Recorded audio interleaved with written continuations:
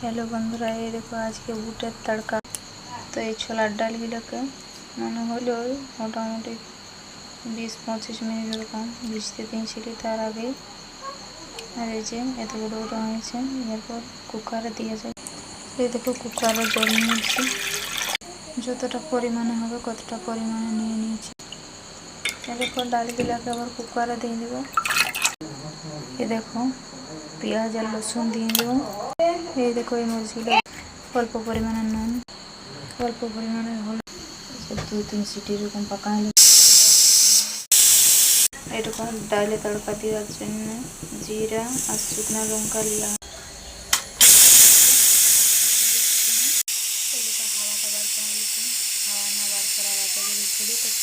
হাওয়াটা পুরোপুরি যায়নি, খতম হলো। এরপর ঢাকনটা খুলব, দেখো কি সিদ্ধ হয়েছে কি হয় না। এই দেখো পুরোপুরি সিদ্ধ হয়নি। আবার এটা খালি করে নেব। দেখতে পাচ্ছ একদম পুরোপুরি সিজে গেছে। আর এখন এই যে তেল দিয়ে একটু ছনকায় নেব। এই দেখো কুকারটা বসে নিয়েছি, এটা ছনকাবো। আবার ওই টুকটা জল আছে সেগুলো একটু জিজাক, তারপরে দেবো তেল। এই দেখো জল জিজাই গেছে, এই আবার দিয়ে দেবো তেল। এই দেখো তেলটা প্রায় গরম হয়ে এলো। এই দেখো এখানে ঢের করে লুচি ছেঁকে নিয়েছি আগে, এটা তোমরা দেখাই না। তেল গরম হয়ে গেছে, এই আবার এগুলো দেখতেই পাচ্ছ। আমার ডালের তরকা ভালো হয় না, লেকিন কী বলবো, তাও ঠিক আছে। একটু টমাটো হলে ঠিক হতো, লেকিন তবুও ঠিক আছে। পুরীর সাথে জবরদস্ত খাওয়া যাবে। এই দেখো ডালের তড়কার সাথে এখন ছোলার ডালের সাথে খেতে কি সাধারণ লাগছে, বাপ এবং তোমরা করো এই সিম্পল রেসিপি, তোমরা অবশ্যই ভালো লাগে।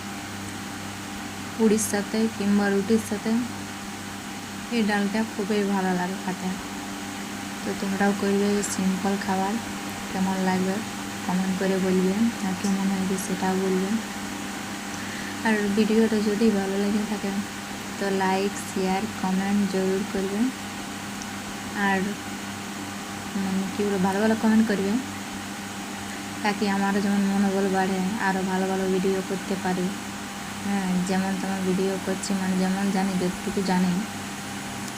আর এই যে ডালটা খেতে এত টেস্টি লাগছে না, জাস্ট অসাধারণ।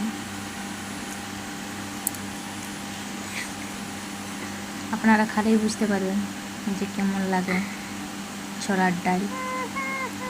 খান, বানাও আর দেখো কেমন লাগে এটা।